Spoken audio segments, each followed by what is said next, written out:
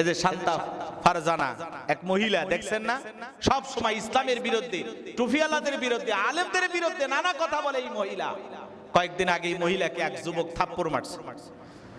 থাপ্পড়টা মোটামুটি হয় নাই, এর আরো 2-4টা থাপ্পড় মারা উচিত। এই মহিলা সব সময় মাদ্রাসার বিরুদ্ধে কথা বলে, আলেমদের বিরুদ্ধে কথা বলে, এদেশের সমস্ত হককে নিয়ে ওলামা ইকরামদের বিরুদ্ধে এই মহিলা কথা বলে। এর থাপ্পড় একটা দুইটা দেওয়া হবে না। কয়েকদিন আগে দেখলাম, এই যে গত 2 দিন আগেই আচ্ছা তারে জনগণ পিটানি দিছে, মাথা দিয়ে রক্ত বের হয়ে যাচ্ছে। আবার যে তারে পিটাইছে, থাপ্পড় মারছে, তার আবার কিছু সাঙ্গপাঙ্গ আছে, তাদের সহযোগিতায় এই মহিলা রড দিয়ে আবার তাদের পিটাইতেছে। সমাজে সংঘর্ষ চলতেছে। এদের মুখ বেঁধে রাখার শক্তি কারো নাই। এরা মিডিয়ার সামনে উল্টাপাল্টা কথা বলে, আর সেটা ঢালাও ভাবে প্রচার করা হয়। এই মহিলা মাদ্রাসার বিরুদ্ধে কথা বলে, যে দেশে আবাসিক মাদ্রাসা রাখার দরকার নাই, মহিলা মাদ্রাসা রাখার দরকার নাই।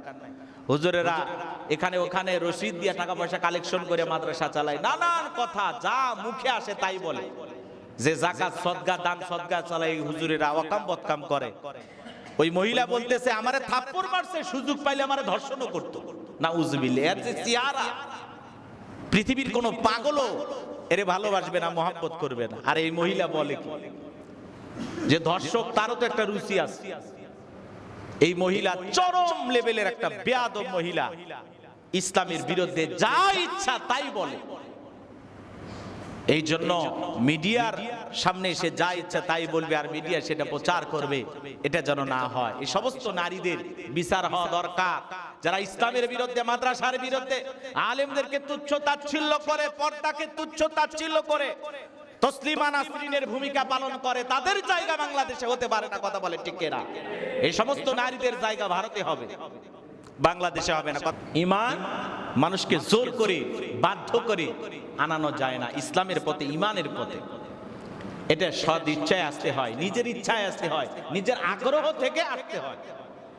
কথা বোঝেন নাই মনে হয়? জোর করে কি ঈমানদার বানানো যায়? জোর করে কি মুসলমান বানানো যায়? যায় না। অনেকেই মিথ্যা কথা রটায় যে ইসলাম আলারা জোর করে মুসলমান বানায়, অনেক আলেম নাকি জোর করে মুসলমান বানায়। নাউজুবিল্লাহ। কাউকে জোর করে ঈমানদার বানানো যায় না, কাউকে জোর করে ইসলামের পথে আনা যায় না। ঈমান হলো আল্লাহর দেয়া দান। এই ঈমান জোর করে আসে না। সম্মানিত হাজিরিন, যে কথা বলতে চাচ্ছিলাম, গভীর মনোযোগ দিয়ে কথাগুলো বোঝার এবং শোনার চেষ্টা করবেন। আল্লাহ রাব্বুল আলামিন বলেন, ইন্নাল্লাযীনা আমানু ওয়া আমিলুস সলিহাতি কানাত লাহুম জান্নাতুল ফিরদাউসি নুজুলা। আল্লাহ রাব্বুল আলামিন বলেন, যারা ঈমান আনে, সৎ কাজ করে, তাদের আপ্যায়নের জন্য রয়েছে জান্নাতুল ফিরদাউস। এরপরে আল্লাহ রাব্বুল আলামিন বলেন, খালিদিনা ফিহা লা ইয়াবগুনা আনহা হিওয়ালা।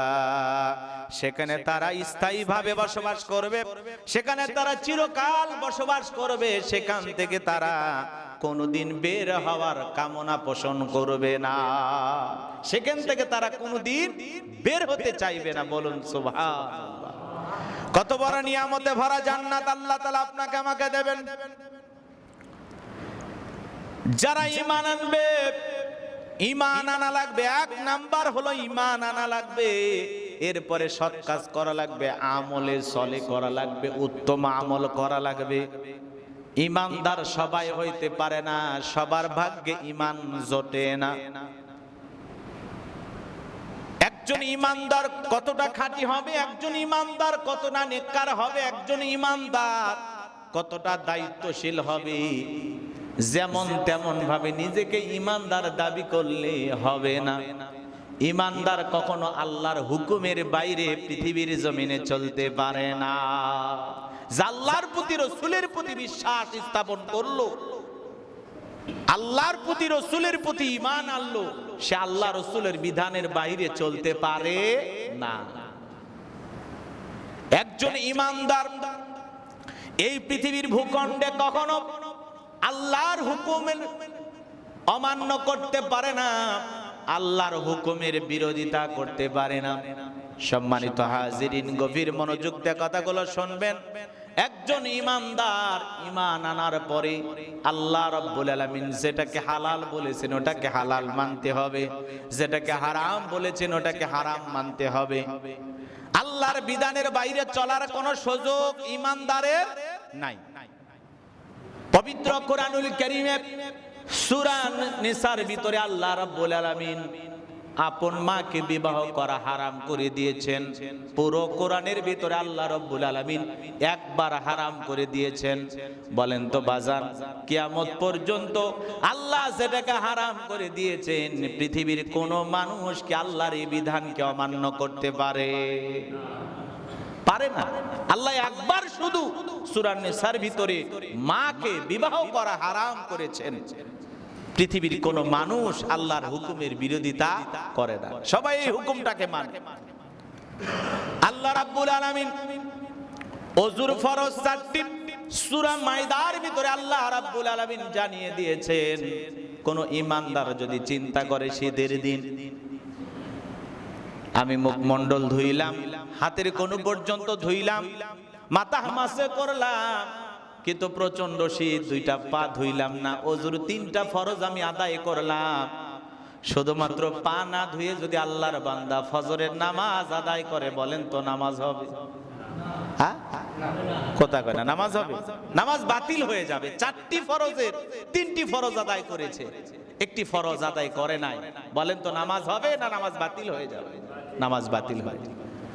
রমজান মাস, একজন রিকশা চালক রিকশা চালাইতেছে, সারাটা দিন পরিশ্রম করার পরে চালের টাকা হয়েছে, আসরের নামাজ পড়ে বগুড়ার বড় মসজিদে গিয়ে বড় ইমাম সাহেবকে বলতেছে, হুজুর সারাটা দিন রিকশা চালায়া আমার চাল কেনার টাকা হয়েছে, আসর থেকে মাগরিব পর্যন্ত যদি রিকশা চালায় তাহলে মোটামুটি তরকারি কেনার ডাল কেনার টাকাটাও হয়ে যাবে।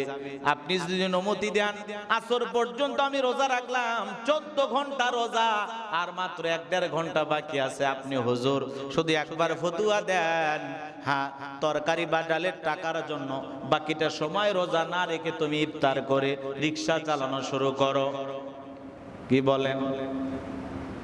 1-1.5 ঘন্টা রাখেন, 80% সব তো আল্লাহ তাআলা অবশ্যই দিবে।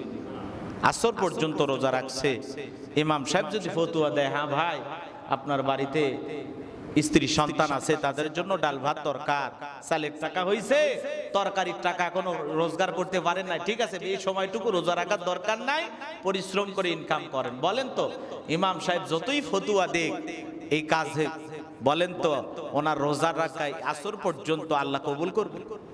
80% সব কি পাবে? হ্যাঁ, নির্দিষ্ট সময় সূর্য অস্তগামী যাওয়ার 1 মিনিট আগেও যদি কেউ ইফতার করে তার রোজা হবে না। এটা হলো আল্লাহর বিধান, এটা আল্লাহর হুকুম। একজন ঈমানদার এইভাবে আল্লাহ রাব্বুল আলামিনের হুকুমকে মান্য করবে, 1 মিনিট আগেও সে ইফতার করবে না, তাহলে তার রোজা হবে না। ওযুর 4টি ফরজ 3টি আদায় করলে হবে না, 4টি আদায় করতে হবে। আল্লাহ যেটাকে হালাল বলেছেন ওটাকে হালাল জানতে হবে, যেটাকে হারাম করেছেন ওটাকে হারাম জানতে হবে। এটা হলো ঈমানদার। যেমন তেমন ঈমানদার হলে হবে না। ঈমানদার জীবনে সব চাওয়া আল্লাহর কাছে চাইবে। ঈমানদার কখনো মাজারে সিজদা দেবে না, পীরের পায়ে সিজদা দেবে না। আর যদি কেউ মাজারে পীরের কাছে সিজদা দেয়, বলেন তো তার কি ঈমান থাকে? সে আল্লাহর সাথে শিরিক করল। এই সমাজে অসংখ্য ঈমানদার আছে, নিজেকে ঈমানদার দাবি করে, কাজা খায়, মদ খায়, বেনামাজি, নামাজ আদায় করে না, সুদ খায়, ঘুষ খায়, হারাম খায়, জিনা ব্যভিচার করে, হাজার অন্যায় অপরাধের সাথে জড়িত। এই লোকটাকেও যদি বলা হয় জান্নাতে যাইবেন, ভাই কি কন হুজুর? এটাই তো আশা। জীবনে অকাম বদকাম যা করি জান্নাতে যাব না এই আশা তো নাই, জান্নাতে যাব এটা সবার আশা। কথা বলেন না কেন ভাই? যারা নাস্তিকতা করে, বিরোধিতা করে আল্লাহর আইনের, এরাও কিন্তু অনেক সময় জান্নাতে যাওয়ার আশা করে। আপনারা জানেন যারা এই সমাজে অসংখ্য মানুষ আছে যারা বিরোধিতা করে, নানান কথা বলে,